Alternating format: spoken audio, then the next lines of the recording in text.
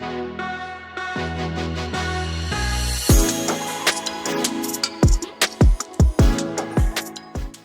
guys, welcome back. This is my boy Adamslink. How you guys doing? Welcome to another video. And good morning, good afternoon, good evening, depending on where you guys are watching this video from. I hope you guys are very much doing okay. So let's discuss about some really dope issues that has to do with politics. But firstly, let's talk about Anthony Joshua, who is gonna have a fight coming up on April 1st. Is fighting Germany Franklin on Saturday, and today is Thursday, tomorrow Friday, and that's tomorrow Saturday, 1st of April, and today is already 30th. Well, he's gonna be fighting this guy, and he said if he lose this match, he will retire. You know, we love Anthony Joshua, we support Anthony Joshua until when he started being scared. Anthony Joshua has the power, but like you, is not there to fight. You know? No, before he was actually tried, but I don't understand, man. So we are rooting for Anthony Joshua, but unlike the support he usually gets, though whenever he had a match, people would just say, Anthony Joshua will win this match. But after losing like 3 fights, nobody really have such pride over Anthony Joshua anymore. I never seen it Dobale for Buhari.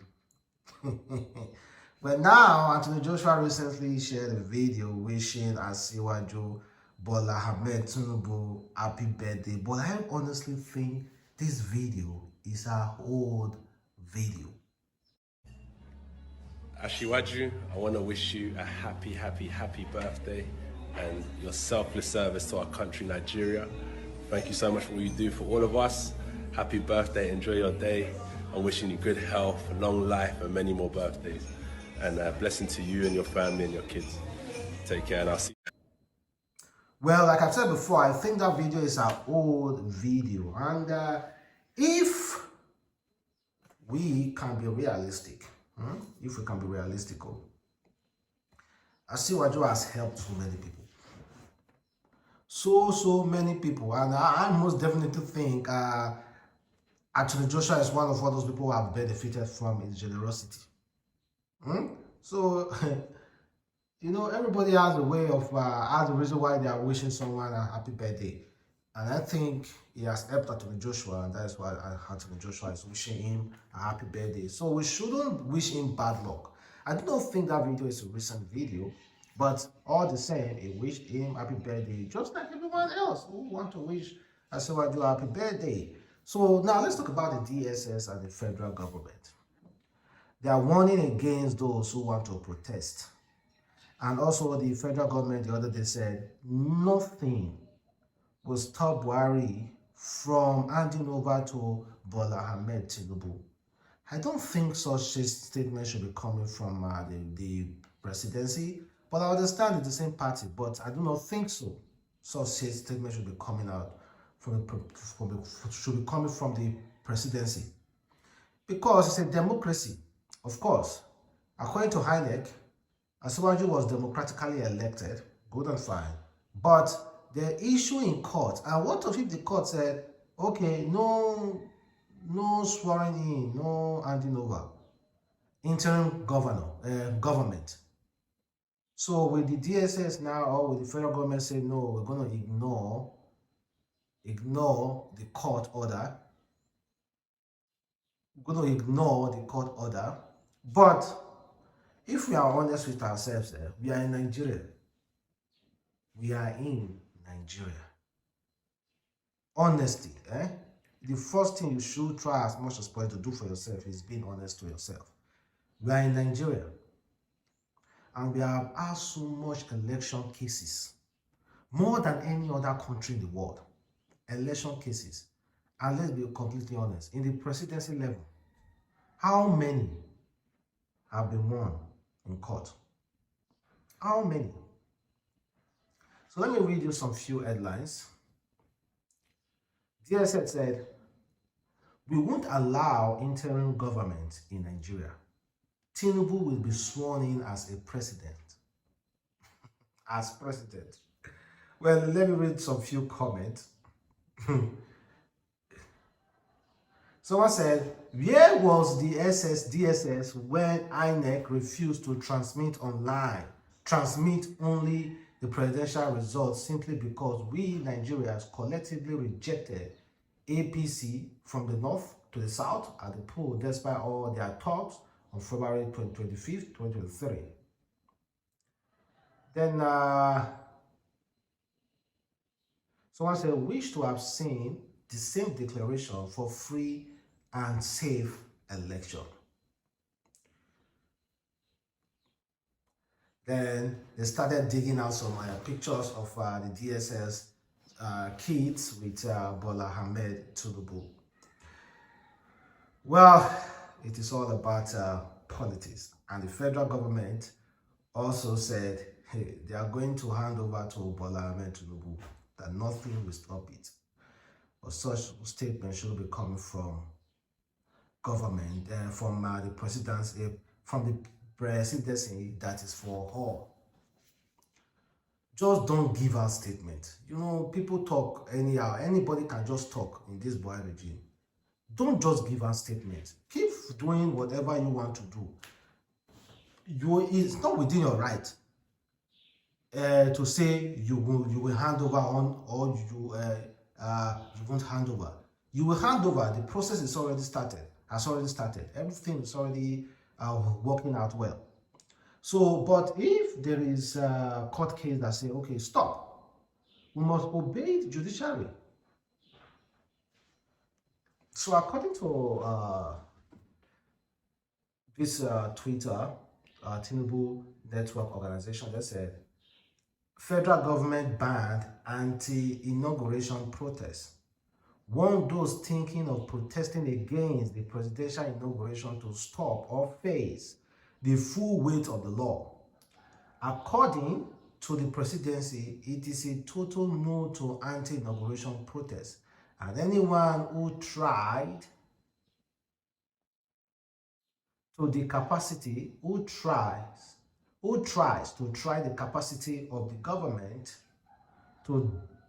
the government to deal ruthlessly with protesters should continue. The warning is coming against the backdrop of some members, of idiots who have carried their stupidity too far by calling through protests on the military to take over the government. Well, this person made up this tweet and, of course, attached it to President Buhari. So this tweet is not coming from President Buhari. There's no link to it, but people just going online to make up propagandas. No link to it. But yesterday, they said nothing will stop it from handing over. So this link, this particular tweet is not coming from the presidency. Let that be known. And moving past that, they are now blaming, the federal government. We are seeking to borrow $22 billion from China. But China just recently told them no. That they are not going to give them any money. They rejected the proposal. Now, some few persons are blaming Peter Obi over it. Peter Obi, okay, let me firstly read it, then I will make my own suggestion and my own view of the whole entire situation. So, Peter Obi told Nigeria there's nothing left to steal, and APC called him names. Now, China has refused to lend Nigeria 22 billion.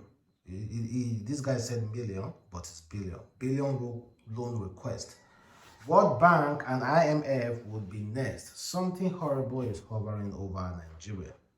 Well, it's not Peter Obi's fault, and Peter Obi shouldn't be dragged into it. So, $22 billion is a huge amount of money. Huge. And Nigerians have borrowed many money before. According to the headline on Instablog, they say Chinese bank rejects Nigerian loan request of just $22.8 billion as of representative. What are we taking that loan for? What are we taking that loan for? What are we taking it for? $22.8 billion loan. Maybe, I don't see. If you think China are kind of like looking at the corruption in Nigeria not to borrow Nigerian money, then you are joking. You are joking if you think they sympathize with the majority of Nigerians crying that they shouldn't borrow Nigerian money, Nigerian government money. You are joking. It's just that maybe what they are requesting for has not been granted yet by the federal government. You are joking if you think slightly that China refuse to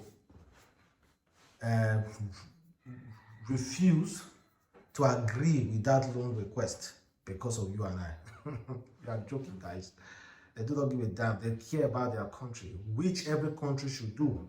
Your country interests first before even trying to care about any other place. Charity begins at home. And it's actually good, though. I think the people that Nigeria should be requesting for loan for is the white people, the USA, the Canada, and other countries, guys.